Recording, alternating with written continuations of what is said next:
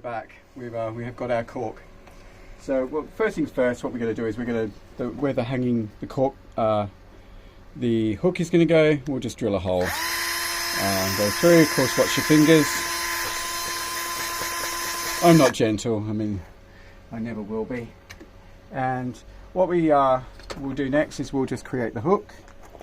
I can't find the other wire right now. I was running around like a blue ass fly trying to find it. So we found an alternative, which is similar. So we'll create our little hook out of this. We've made it about that long, and you can make them various lengths depending on where the plant's going to go. So you're going to bend it in like that first, and then with your other thumb bend it over like that. So it's almost like an uneven W, longer on this side, shorter on this side. The longer bit you're going to stick in here like that, push it over so it fits into place, and there you go. There's your mount. Easy, as easy as that. So next thing is we're just going to inspect the plant first before we mount it. Are there any dead canes on here? That's the first thing I'm going to look at. Now the light has gone down, so it's very, very difficult to be able to see, but I think we're actually okay. It's always best to check at the bottom as well. Don't always assume that some things that look dead actually still produce life, and there's one genus in particular. Usually it's hanging above my head. I can't show you at the moment, but it's a species of orchid from the Americas called Domingoa, and the inflorescences on that look like they're dead.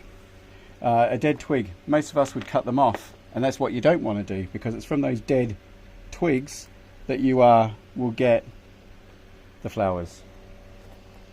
You always want to be careful. And same happens with Dendrobium. Look at those Ficcianum that we had before. They look dead when they've dropped their leaves. Right, I wouldn't usually use too much moss for Dendrobiums. Just going to get rid of some of that bark. And yeah, that is a small amount. Like if I was mounting a bulbo, there'd be a lot more there. Always put the plant on top of the moss. Okay, when the roots will grow down into the moss and then hopefully adhere to the branch. They often will just go away from the moss anyway and do their own thing. For the small plants that have a lot of moss, you'll find that if you put too much on there, the roots only ever just stay in the moss ball and they never actually adhere to the mount, which is what you don't want. The other thing, I'm just looking for where I put the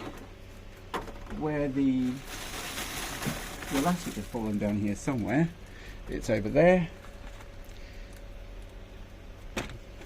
So it's not the greatest, it's not the biggest mount, and of course this stuff is stretchy, so I'm going to make relatively small. Usually this would have cut by now.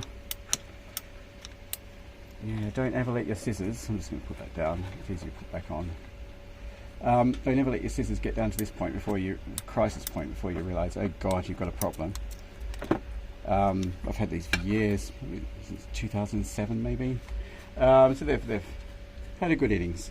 The other thing I will always do with a mount is, if there's a new growth, is I will always make sure that the new growth, where the roots are likely to come out of, particularly if the roots haven't come out yet, I always put closer to the bark, like that. So we're going to, again, I usually would staple this in beforehand. I ordered loads of cork bark last year from Portugal.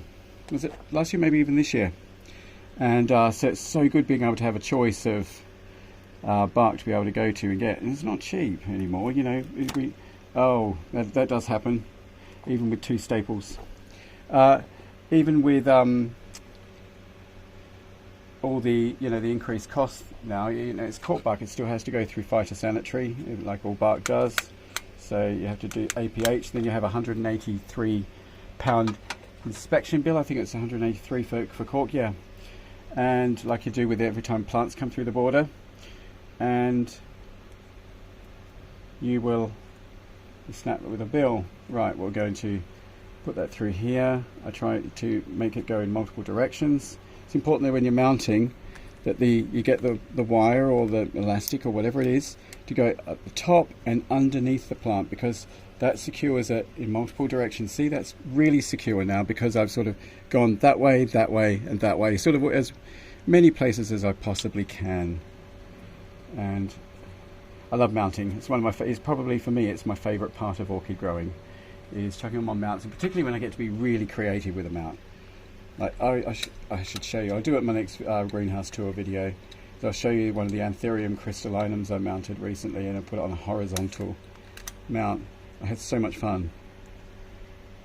And it's a hobby. We've got to make it fun. Right, that one didn't take.